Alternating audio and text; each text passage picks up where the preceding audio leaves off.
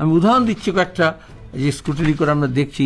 ধরুন মালদায় এখন পর্যন্ত, এরপর আর নোটিশ চলছে, এখন নোটিশ তো চালিয়ে যাচ্ছে। হরিশ্চন্দ্রপুরে বুথ নম্বর 52 540 জনকে নোটিশ দেওয়া হয়েছে, শুনানির জন্য হাজির হতে হবে। বুথ নম্বর 53 530 জনকে, বুথ নম্বর 63 503 জনকে। একটা বুথে তো অ্যাভারেজ থাকে অন অ্যান অ্যাভারেজ 1000 জনের মতো। সেটা কি প্রসেস অফ এক্সক্লুশন? যেখানে দরকার ছিল প্রসেস অফ ইনক্লুশন ভোটার লিস্টে। মানিকচকে মালদা জেলারই বুথ নম্বর 24 600 জন নোটিশ পেয়েছে। আর ফিল্মসি গ্রাউন্ডে যে বাবার নাম 5 জনের 6 জনের একজনের কেন নাম আছে? আরে নরসিংহরাওয়ের কটা সন্তান ছিল? লালু প্রসাদ যাদবের কটা সন্তান ছিল? কোন প্রজন্মে সেটা দেখতে হয়, কোথাকার সেটা দেখতে হয়। কিন্তু কেন বাবার নাম 6 জনের ক্ষেত্রে একজনই নাম আছে বাবার নাম, সুতরাং তাকে প্রশ্ন তোলা হচ্ছে।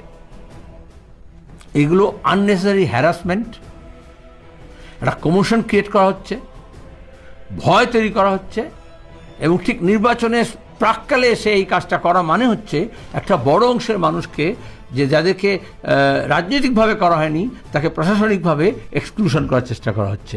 এই গোটা আরএসএস এর তত্ত্ব যেটা ইসিআই নিয়েছে সেটা হচ্ছে এক্সক্লুশনারি। আমরা চেয়েছিলাম ইনক্লুশনারি। এই নির্বাচনের এই ঘৃণ্য কাজের সঙ্গে যারা যুক্ত আছেন তার বিরুদ্ধে এবং মানুষকে সংগঠিত করার জন্য, এবং যারা ভুক্তভোগী মানুষ তাদেরকে সোচ্চার করার জন্য আমাদের ব্লক লেভেলে আমরা প্রতিবাদের ডাক দিয়েছি। আজ থেকেই বিভিন্ন ব্লকে সমাবেশ করে এটা বলা হচ্ছে। ভালনারেবল সেকশন আমরা প্রথম থেকে বলেছি, অর্থনৈতিকভাবে পিছিয়ে পড়া দুর্বল অংশের মানুষ, প্রান্তিক মানুষ, পরিযায়ী শ্রমিক, মহিলা, মুসলমান সম্প্রদায়ের মানুষ, তাদেরকে টার্গেট করা হচ্ছে। এটা ইলেকশন কমিশন করতে পারে না, এটা এসআইআর এর উদ্দেশ্য নয়, এটা ভোটার লিস্ট তৈরির প্রক্রিয়া হতে পারে না।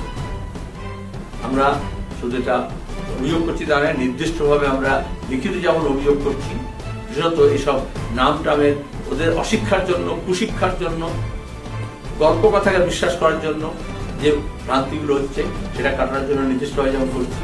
আমরা এরকম অ্যাবনর্মালি হাই নোটিশ নির্দিষ্ট কিছু ক্ষেত্রে দেওয়া হচ্ছে, কেন কনস্টিটিউয়েন্সি স্পেসিফিক, বুথ স্পেসিফিক, সেটাকে আমরা লিখিতভাবে সিওর কাছে জমা দিচ্ছি, সিএর কাছে জমা দিচ্ছি।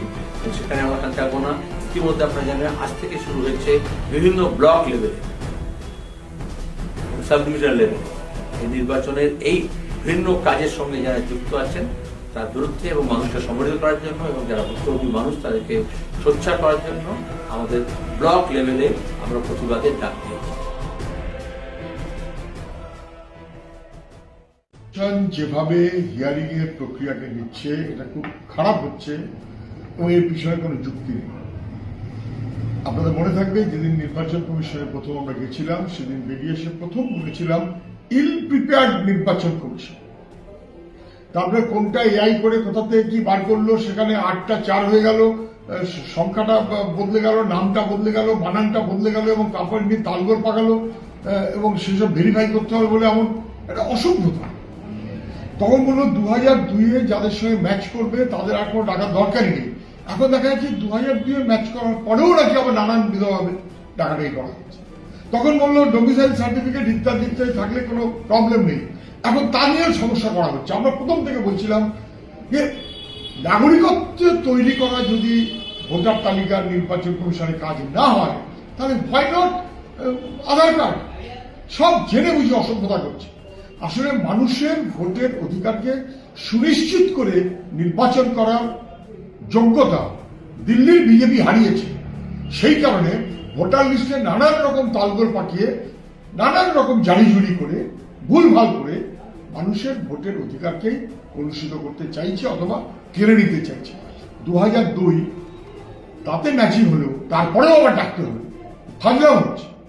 এগুলো কখনোই মেনে নেওয়া যায় না। আমরা অনেকবার বলেছি, আবারও বলছি, মতুয়া মানুষ তার ভোটের অধিকার কেড়ে নেওয়া যায় না।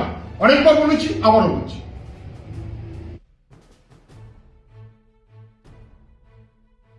you